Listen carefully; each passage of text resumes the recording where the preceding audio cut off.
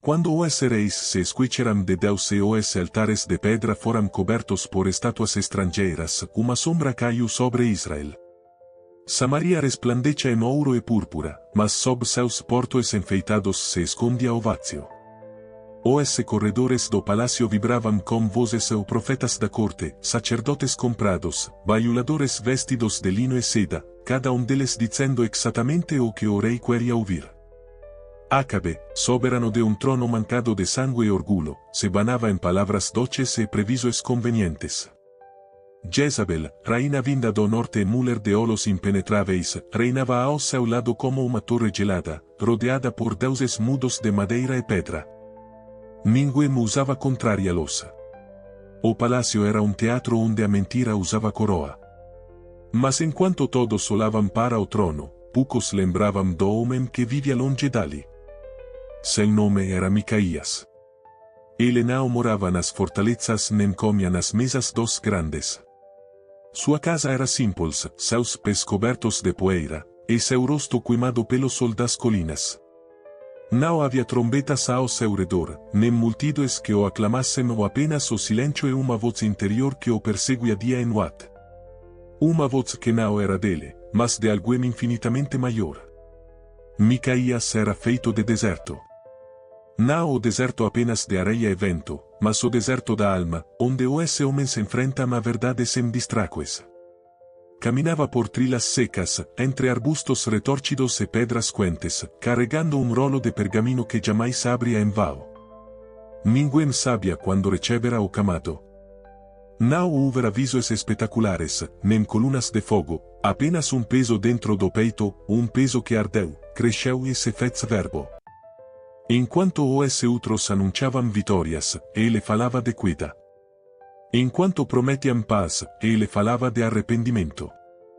E por isso era ignorado, temido, evitado. As pessoas simples às vezes o procuravam. Não para receber promessas fáceis, mas porque sabiam que ele dizia o que ninguém mais dizia. Micaías falava como quem já tinha visto o juízo chegar. Sua voz era baixa, mas cada palavra tinha o peso de uma montanha. Muitos o consideravam perigoso.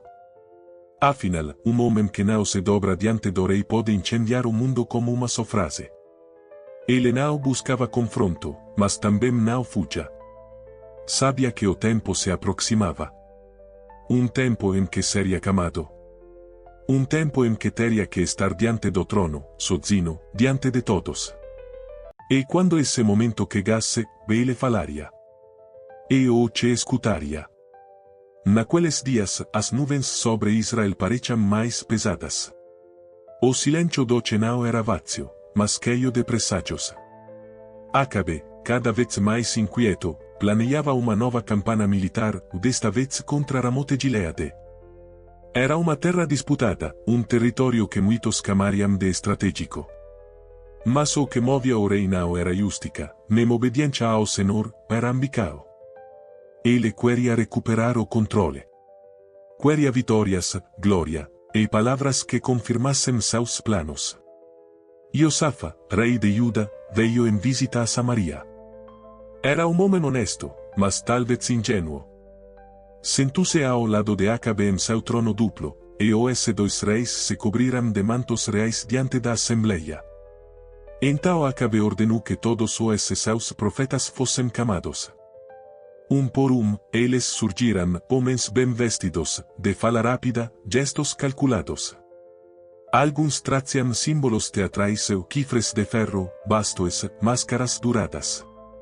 Eles gritavam, dançavam, gesticulavam. E todos diziam a mesma coisa: vai, ó rei. O Senhor está contigo. A vitória é tua. O salão se encheu de vozes em uníssono, como uma tempestade ensaiada. Os rostos se torciam em euforia falsa. Os soldados batiam lancas no cao. Acabe sorria satisfeito, quase entediado de tanto ouvir o que queria ouvir. Mas Josafá não sorria. Havia algo que lhe incomodava, algo invisível, como uma brisa gelada que entra por uma fresta. Ele observou os profetas, e quanto mais falavam, mais ele sentia que havia ausência. Nao de palabras, mas de verdade. Então se inclinó e perguntou com tom firme, não há aqui mais nenhum profeta do Senhor a quem possamos consultar? O Salao estancou. O sorriso de Acabe se desfez por um instante. Ele hesitou, e depois respondeu com desprezo mal disfarçado, a Micaías, filho de Imla. Mas eu o odeio. Nunca profetiza coisa boa a meu respeito. Iosafa franziu o ceno. O desprezo do rei por um único homem entretanto era um sinal alarmante. E disse com firmeza, não fales assim, o rei. Que venha ele também. Acabe bufou e fez um gesto impaciente. Um mensageiro foi enviado. Ele cruzou becos, atravessou ruas, subiu escadas. Saiu da riqueza para entrar na poeira. Encontrou Micaías em um lugar simples, longe do brilho e da arrogância. O profeta estava sentado diante de uma parede de pedra, como o pergaminho enrolado ao lado e o olhar perdido em algum ponto do horizonte que só ele parecia ver. O mensageiro aproximou-se com cautela. Abaixou a voz. Todos os profetas se declararam vitória ao rei. Diz também tu uma boa palavra. Fala como eles. Pupa-te.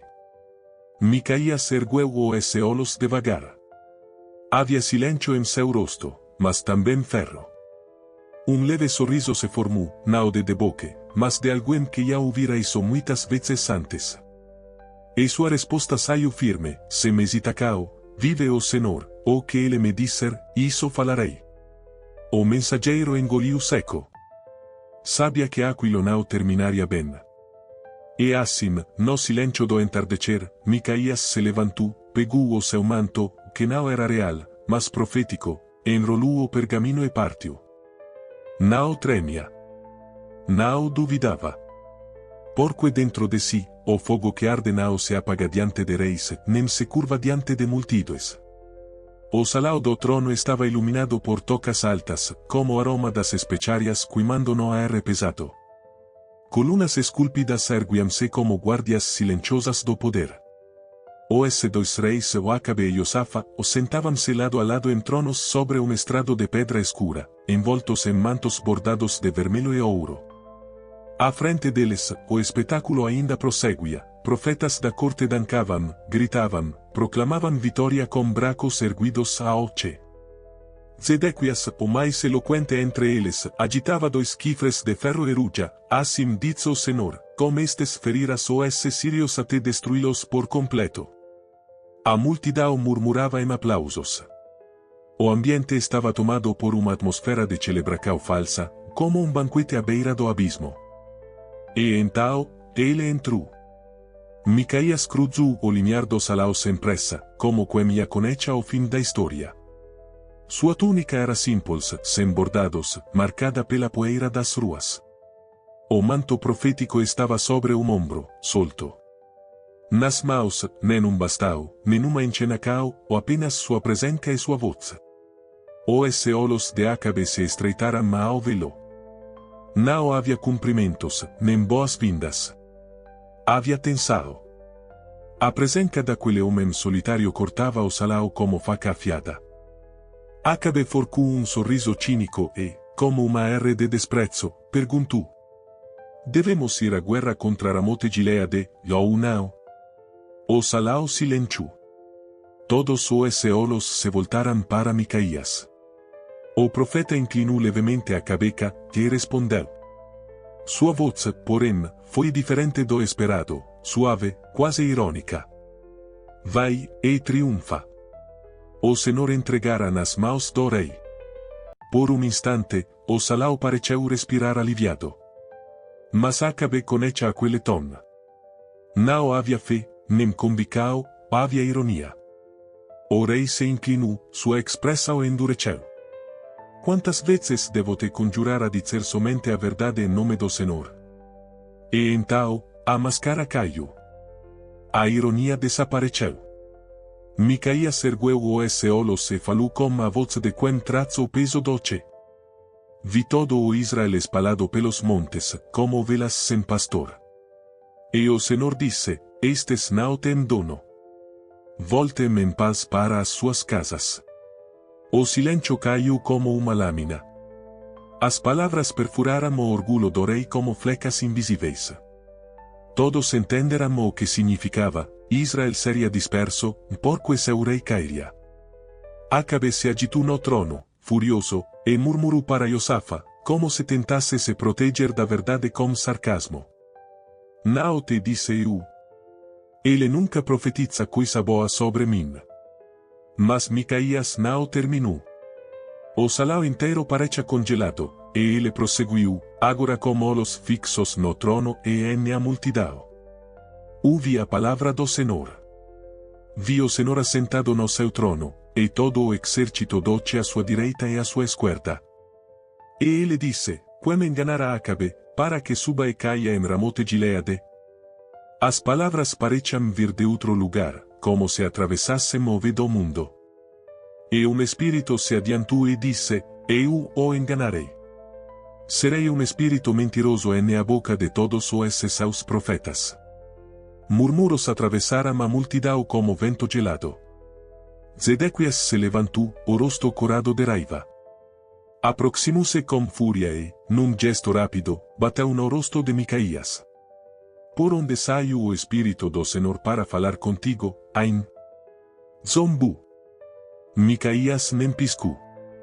Passou os dedos lentamente pelo rosto, como quem grava aquele golpe na alma. E respondeu com calma mortal. Verás naquele dia, quando entrares de quarto em quarto para te esconder. Acabe levantou-se, e sem paciência. Suas mãos apertaram os bracos do trono. Prenda-me esse homem. Gritou. Dê-lhe pão e água de aflicao até que eu volte em paz. Mas Micaías não baixou os olhos. Mesmo sendo arrastado pelos guardas, parou, olhou fixamente para o rei, e declarou com voz firme: Se tu voltares em paz, o Senhor não falou por mim. E virando-se para todos os presentes, bradou: O povo. O salão estava mudo. O rei desviou o olhar. Os guardas puxaram Micaías pelos bracos, arrastando-o pelas pedras do corredor. Mas suas palavras ficaram como pregos cravados em madeira antiga. Pesadas. Vivas.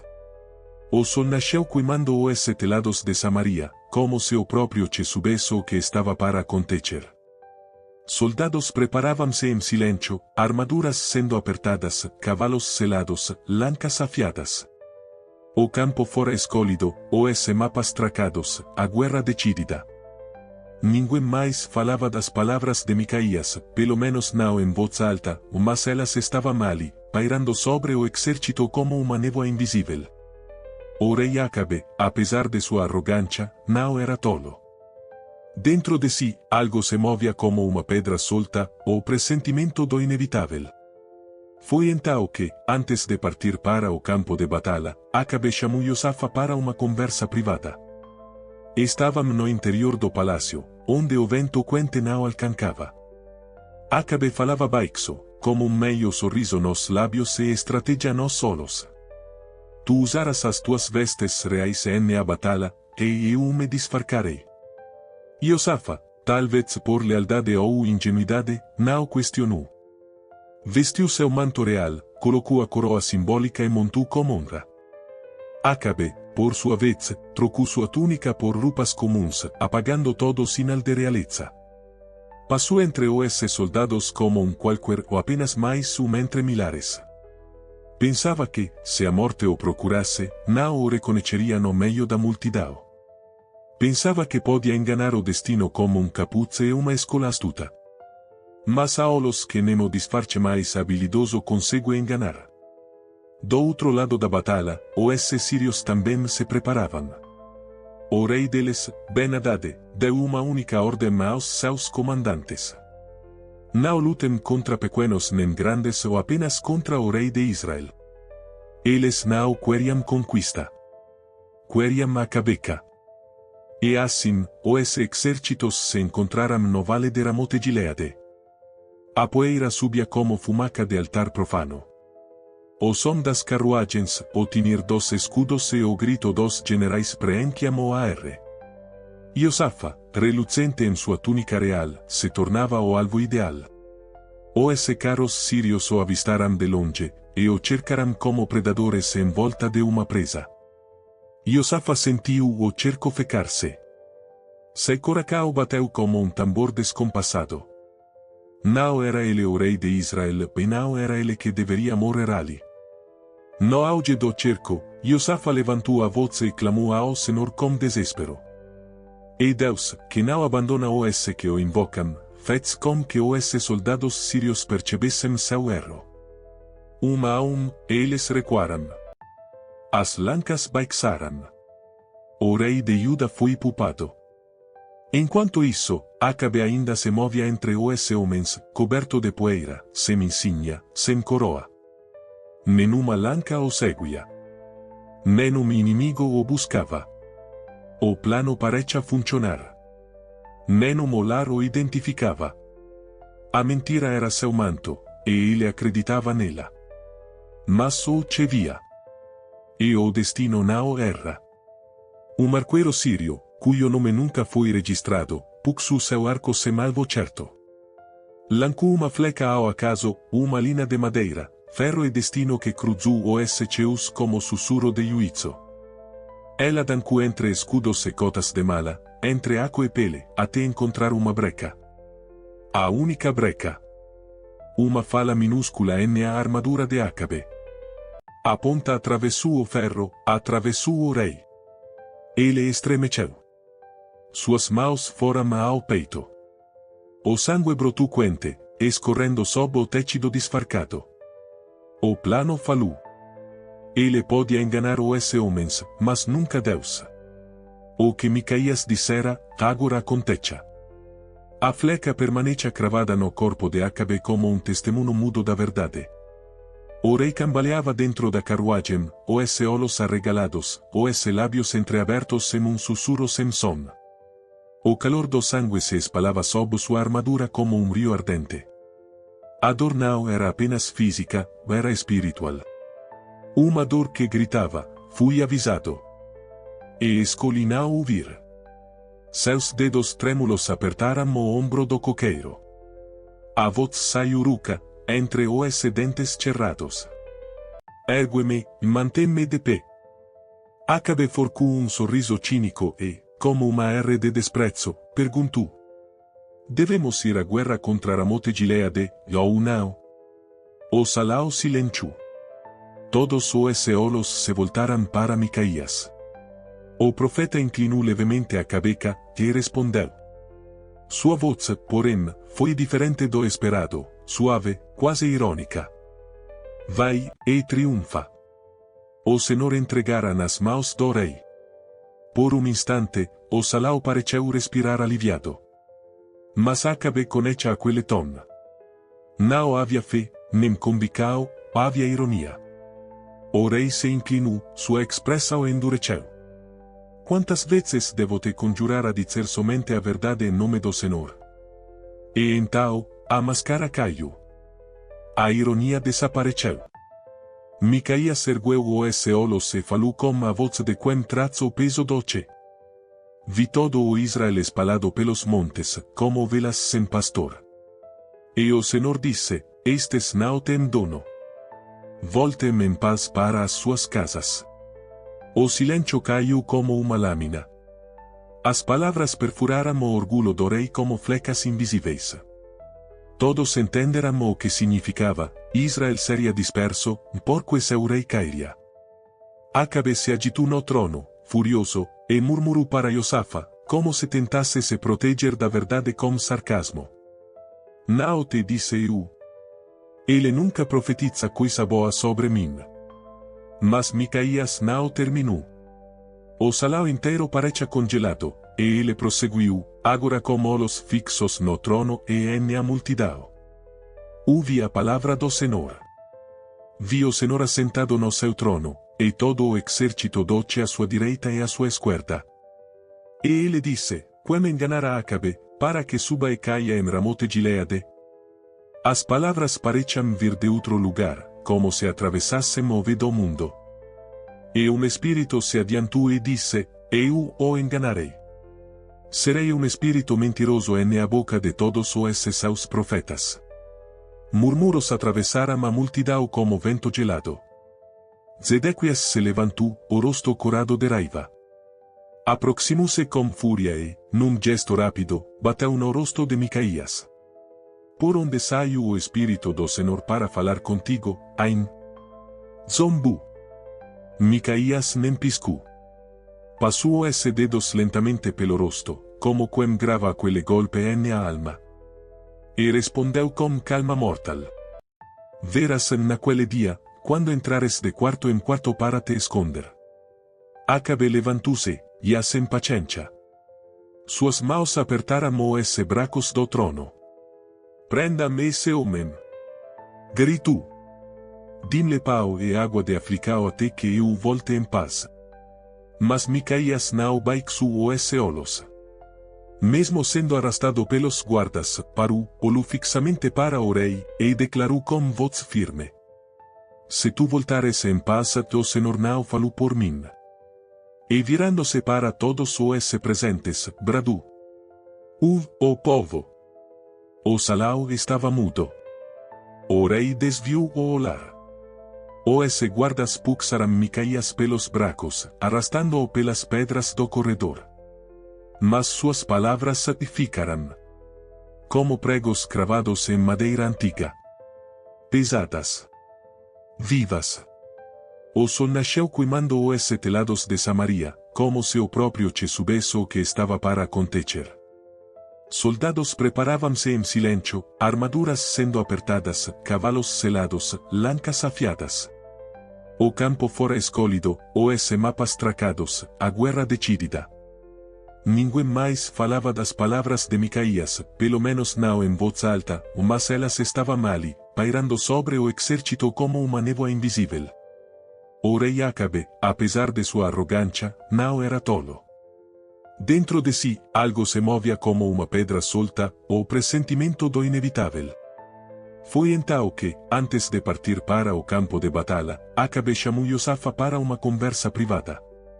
Estavam no interior do palácio, onde o vento quente não alcançava. Acabe falava baixo, com meio sorriso nos lábios e estratégia nos olhos. Tu usarás as tuas vestes reais na batalha, e eu me disfarcarei. Josafa, talvez por lealdade ou ingenuidade, não questionou. Vestiu seu manto real, colocou a coroa simbólica e montou com honra. Acabe, por sua vez, trocou sua túnica por roupas comuns, apagando todo sinal de realeza. Passou entre os soldados como qualquer ou apenas mais entre milhares. Pensava que, se a morte o procurasse, não o reconheceria no meio da multidão. Pensava que podia enganar o destino como capuz e uma escola astuta. Mas há olhos que nem o disfarce mais habilidoso consegue enganar. Do outro lado da batalha, os sírios também se preparavam. O rei deles, Ben-Hadad, deu uma única ordem aos seus comandantes. Não lutem contra pequenos nem grandes ou apenas contra o rei de Israel. Eles não queriam conquista. Queriam a Cabeca. E assim, os exércitos se encontraram no vale de Ramote Gileade. A poeira subia como fumaça de altar profano. O som das carruagens, o tinir dos escudos e o grito dos generais preenchiam o ar. Josafa, relucente em sua túnica real, se tornava o alvo ideal. Os carros sírios o avistaram de longe, e o cercaram como predadores em volta de uma presa. Josafa sentiu o cerco fecar-se. Seu coração bateu como tambor descompassado. Não era ele o rei de Israel, e não era ele que deveria morrer ali. No auge do cerco, Josafa levantou a voz e clamou ao Senhor com desespero. E Deus, que não abandona os que o invocam, fez com que os soldados sírios percebessem seu erro. A eles recuaram. As lancas baixaram. O rei de Judá foi poupado. Enquanto isso, Acabe ainda se movia entre os homens, coberto de poeira, sem insígnia, sem coroa. Nenhuma lanca o seguia. Nenhum inimigo o buscava. O plano parecia funcionar. Nenhum olhar o identificava. A mentira era seu manto, e ele acreditava nela. Mas o via. E o destino não erra. Um arqueiro sírio, cujo nome nunca foi registrado, puxou seu arco sem alvo certo. Lancou uma flecha ao acaso, uma linha de madeira, ferro e destino que cruzou os seus como sussurro de juízo. Ela dancou entre escudos e cotas de mala, entre água e pele, até encontrar uma breca. A única breca. Uma fala minúscula na armadura de Acabe. A ponta atravessou o ferro, atravessou o rei. Ele estremeceu. Suas mãos foram ao peito. O sangue brotou quente, escorrendo sob o tecido disfarcado. O plano falhou. Ele podia enganar os homens, mas nunca Deus. O que Micaías dissera, agora acontecia. A flecha permanecia cravada no corpo de Acabe como um testemunho mudo da verdade.